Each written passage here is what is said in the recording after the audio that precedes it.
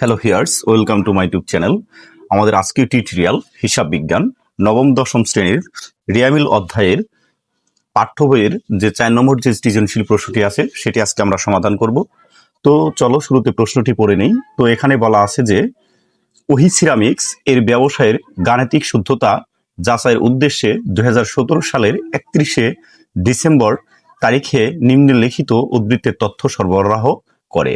অর্থাৎ এখানে কিছু হিসাবের কিছু উদ্ধৃতের তথ্য এখানে দেয়া আছে। দেখো, শুরুতে আছে মূলধন 94,000 টাকা। তো মূলধন হচ্ছে আমাদের মালিকানা সত্ত্ব, আমরা জানি। ব্যাংক উদ্ধৃত্ত 1/1/2017, অর্থাৎ এটা হচ্ছে আমাদের প্রারম্ভিক ব্যাংক উদ্ধৃত্ত, কেননা এখানে শুরুর 1 তারিখ দেওয়া আছে, অর্থাৎ 1 তারিখ দেওয়া থাকলে বুঝতে হবে আমাদের এটা প্রারম্ভিক ব্যাংক উদ্ধৃত্ত, আর এটা রেয়াবিলে অন্তর্ভুক্ত হয় না। 15,000 টাকা। প্রাপ্যসমূহ হচ্ছে আমাদের এটা সম্পদ, তো এটা এখানে দেওয়া আছে 22,000 টাকা। তারপরে আছে প্রদায়সমূহ 15,000 টাকা, এটা হচ্ছে দায়। তারপরে আছে আয়কর হচ্ছে 10,000 টাকা। দেখো, তারপরে দেওয়া আছে ক্রয় 1,30,000 টাকা, বিক্রয় 1,45,000 টাকা, প্রাপ্ত ভাড়া 13,000 টাকা, সমাপনী মজুত পণ্য 22,000 টাকা, প্রশিক্ষণ ভাতা 5,000 টাকা, রপ্তানি শুল্ক 13,500 টাকা, প্রাপ্ত বার্তা 12,000 টাকা, বিনিয়োগ 15,000, লভ্যাংশ প্রাপ্তি 500, আসবাবপত্র 40,000, প্রারম্ভিক মজুত পণ্য 25,000, সমাপনী ব্যাংক জমা 16,000 টাকা, আর আন্তঃফেরত 3,000 টাকা। তো এই ছিল হিসাবের কিছু উদ্ধৃত্ত। তো এখানে 3টি প্রশ্ন করা হয়েছে। ক নম্বর প্রশ্নে বলা হয়েছে যে ওহি সিরামিক্স এর রেয়ামিলে মোট কত টাকা অন্তর্ভুক্ত হবে না তার পরিমাণ নির্ণয় করো। তো রেয়ামিলে অন্তর্ভুক্ত হবে না, তো সেই সংক্রান্ত দফা দেখো, এখানে একটি আছে ব্যাংক উদ্ধৃত্ত 1/1/2017। তো আমরা জানি যে ব্যাংক উদ্ধৃত্ত 1/1/2017, অর্থাৎ এটা হচ্ছে আমাদের প্রারম্ভিক ব্যাংক উদ্ধৃত্ত।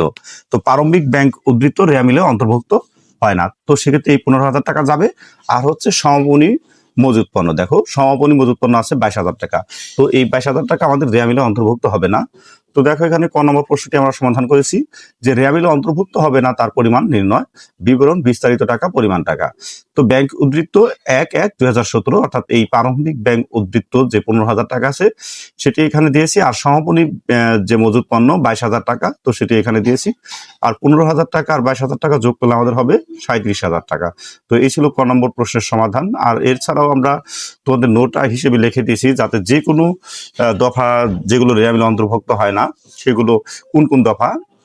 দেখো, যে সকল দফাগুলো রেয়ামিলে অন্তর্ভুক্ত হবে না: প্রারম্ভিক হাতে নগদ বা নগদ উদ্ধৃত্ত, অর্থাৎ প্রারম্ভিক হাতে নগদ কিংবা নগদ উদ্ধৃত্ত থাকলে সেটাও রেয়ামিলে অন্তর্ভুক্ত হবে না।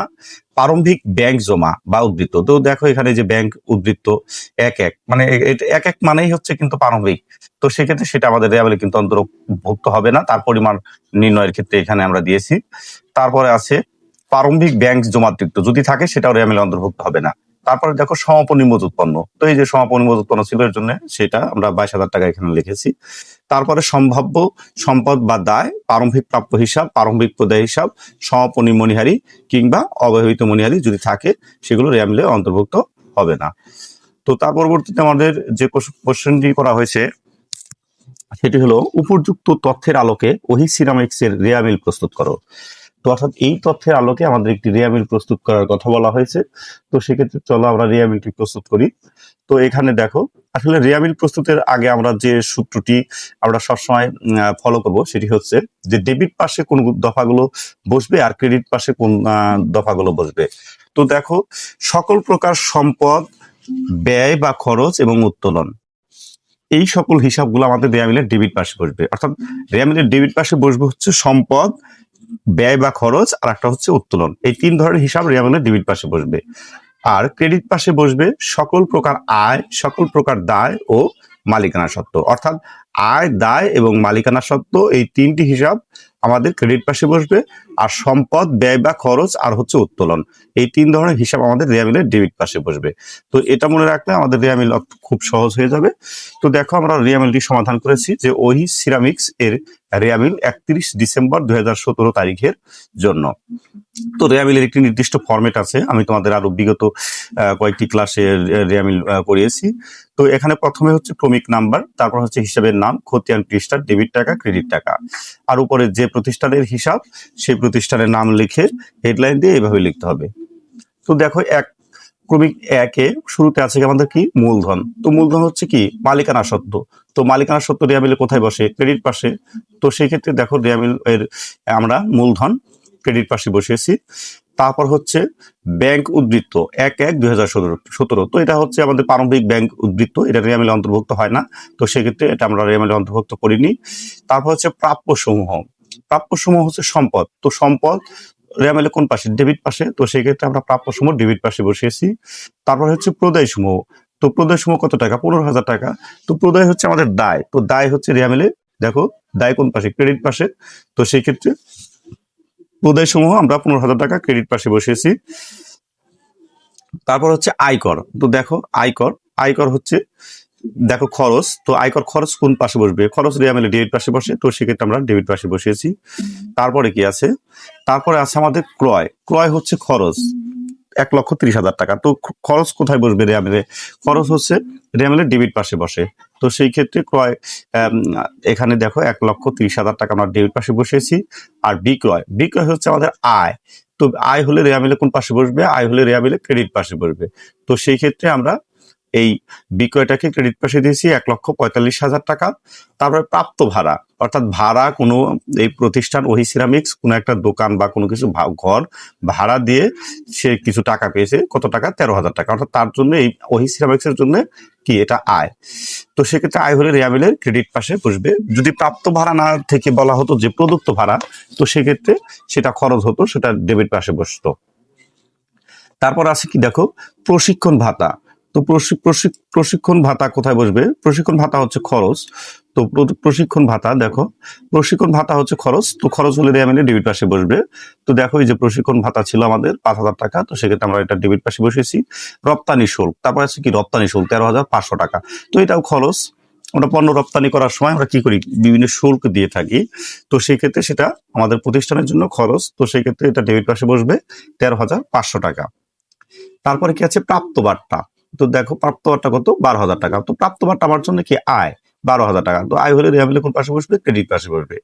তারপর হচ্ছে বিনিয়োগ। বিনিয়োগ হচ্ছে দেখো বিনিয়োগ কত টাকা? বিনিয়োগ হচ্ছে আমাদের 15,000 টাকা। তো বিনিয়োগ হচ্ছে সম্পদ। তো সম্পদ হলে রেয়ামিলে ডেবিট পাশে বসবে। তো ডেবিট পাশে বসেছে। তারপরে কি আছে লভ্যাংশ প্রাপ্তি 500 টাকা। তো লভ্যাংশ প্রাপ্তি কি? লভ্যাংশ প্রাপ্তি আমাদের প্রতিষ্ঠানের জন্য কি আয়। তো আয় হলে রেয়ামিলে কোথায় কোথায় বসবে? ক্রেডিট পাশে। তো সেক্ষেত্রে লভ্যাংশ প্রাপ্তি এখানে আমরা ক্রেডিট পাশে বসেছি 500 টাকা। তারপরে কি আছে আসবাবপত্র। তো আসবাবপত্র কত টাকা? 40,000 টাকা। 40,000 টাকা। তো 40,000 টাকা এটা হচ্ছে সম্পদ। তো সম্পদ হলে রেয়ামিলে কোথায় বসবে? ডেবিট পাশে। তো এখানে ডেবিট পাশে বসেছে। প্রারম্ভিক মজুত পণ্য এটা রেয়ামিলে ডেবিট পাশে বসবে। তারপর সমাপনী ব্যাংক জমা, এটা হচ্ছে আমাদের চলতি সম্পদ। সমাপনী ব্যাংক জমা হচ্ছে চলতি সম্পদ। তো এটা রেয়ামিলে ডেবিট পাশে বসবে। সমাপনী ব্যাংক জমা। তারপরে কি আছে আন্তঃফেরত। তো আন্তঃফেরত হচ্ছে বিক্রয় ফেরত, অর্থাৎ বিক্রয় ফেরতের অপর নাম হচ্ছে আন্তঃফেরত। তো বিক্রয় যেহেতু রেয়ামিলে ক্রেডিট পাশে বসে, তো সেক্ষেত্রে বিক্রয় ফেরত বা আন্তঃফেরতটা আমাদের রেয়ামিলে ডেবিট পাশে বসবে 3,000 টাকা। তো এই ছিল রেয়ামিলের প্রদত্ত যে উদ্ধৃত্তগুলো, সেগুলো কোনটা ডেবিট পাশে বসবে এবং কোনটা ক্রেডিট পাশে বসবে সেটা বসালাম। এখন দুপাশের টাকাটি আমাদের যোগ করে দিতে হবে।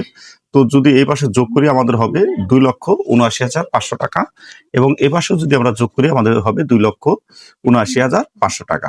তো সেই ক্ষেত্রে দুই পাশের যদি টাকার অঙ্কের যোগফল আমাদের মিলে যায় তাহলে আমার বুঝতে হবে যে আমাদের রেয়ামিলটি সবকিছু ঠিকঠাক থাকলে আমাদের রেয়ামিলটি ঠিক আছে। তো এই ছিল আমাদের ওহি সিরামিক্স এর রেয়ামিল। তো পরবর্তী যে প্রশ্নটি সেটি দেখি কি বলা হয়েছে এখানে। তো পরবর্তী প্রশ্নে বলা হয়েছে যে উপযুক্ত তথ্যের আলোকে মুনাফা জাতীয় আয় ও মুনাফা জাতীয় ব্যয়ের পরিমাণ নির্ণয় করো। তো মুনাফা জাতীয় আয়গুলো হচ্ছে আমাদের কি, যে আয়গুলো বছরে একাধিকবার ঘটে সেগুলো হচ্ছে আসলে মুনাফা জাতীয় আয়। আর মুনাফা জাতীয় ব্যয়, যে ব্যয়গুলো আমাদের বছরে একাধিকবার ঘটে সেগুলো হচ্ছে আমাদের মুনাফা জাতীয় ব্যয়। তো দেখো আমরা মুনাফা জাতীয় আয় ও মুনাফা জাতীয় ব্যয়ের পরিমাণগুলো নির্ণয় করেছি। তো এখানে মুনাফা জাতীয় আয় যদি আমরা একটু হিসেব করি, তো দেখি দেখো মূলধন এটা হচ্ছে মালিকানা সত্ত্ব, আর ব্যাংক উদ্ধৃত্ত এটা তারপরে দেখো প্রাপ্য সমূহ, ব্যাংক উদ্ধৃত্ত এটা হচ্ছে আসলে সম্পদ। তো প্রারম্ভিক থাকলে এটা রেয়ামিলে অন্তর্ভুক্ত হয় না, তো এটা নিয়ে আমরা কথা বলবো না। তারপর আছে দেখো প্রাপ্য সমূহ, এটা হচ্ছে সম্পদ। প্রদায় সমূহ এটা হচ্ছে দায়। আয়কর এটা হচ্ছে খরচ। তারপরে আছে ক্রয়, ক্রয় হচ্ছে খরচ। দেখো ক্রয় হচ্ছে খরচ। আর বিক্রয় এটা কিন্তু মুনাফা জাতীয় আয়। তো সেক্ষেত্রে মুনাফা জাতীয় আয়ের মধ্যে আমাদের বিক্রয়টা পাবে দেখো 1,45,000 টাকা। আর দেখো এখানে তারপরে কি আছে প্রাপ্ত ভাড়া। প্রাপ্ত ভাড়া এটাও কি মুনাফা জাতীয় আয়। তো সেক্ষেত্রে দেখো এই যে মুনাফা জাতীয় আয় হিসেবে আমরা কত টাকা দিয়েছি, 13,000 টাকা ছিল, 13,000 টাকা বসিয়েছি। তারপরে কি আছে স্বপরিমোদ উৎপন্ন, এটা হচ্ছে আমাদের চলতি সম্পদ। তারপর প্রশিক্ষণ ভাতা, এটা হচ্ছে খরচ।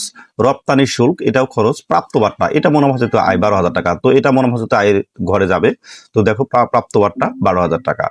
তারপরে কি আছে বিনিয়োগ, এটা সম্পদ। লভ্যাংশ প্রাপ্তি, এটা আয়। তো 500 টাকা, এই 500 টাকা যাবে। তো এখানে দেখো 500 টাকা বসিয়েছি।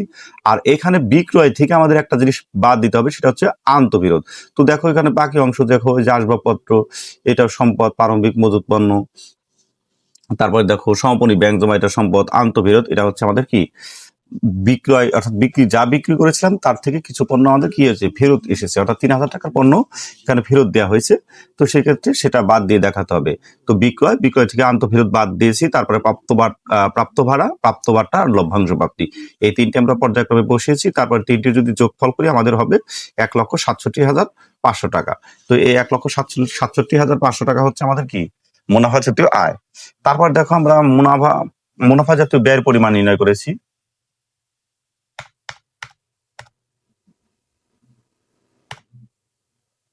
মুনাফা জাতীয় ব্যয়ের পরিমাণ, একটু স্পেস।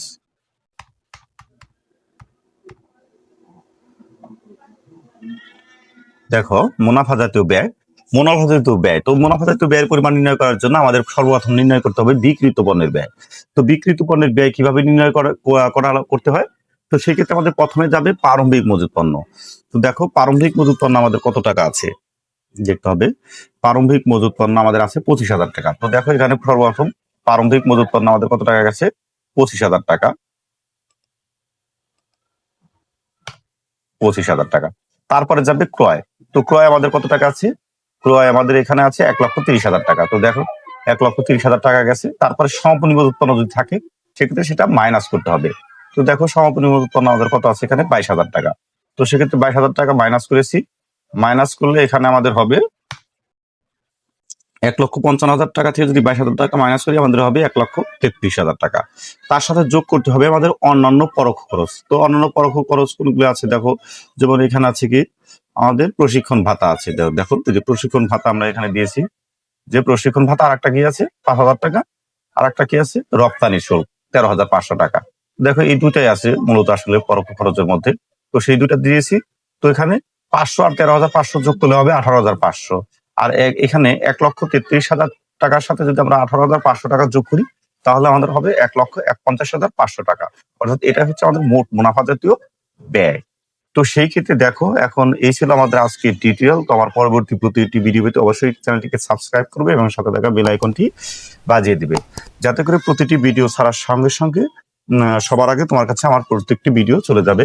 তো দেখো এছাড়া আমার ইউটিউব চ্যানেলের প্লে লিস্টে তোমরা যারা এসএসসি এবং এইচএসসি আছো সকল ধরনের, অর্থাৎ এসএসসির এর জন্য হিসাব বিজ্ঞান, জেনারেল, গণিত, ম্যাথের যে অঙ্কগুলো আছে সমস্ত অঙ্কগুলো আমাদের প্লে লিস্টে দেওয়া আছে।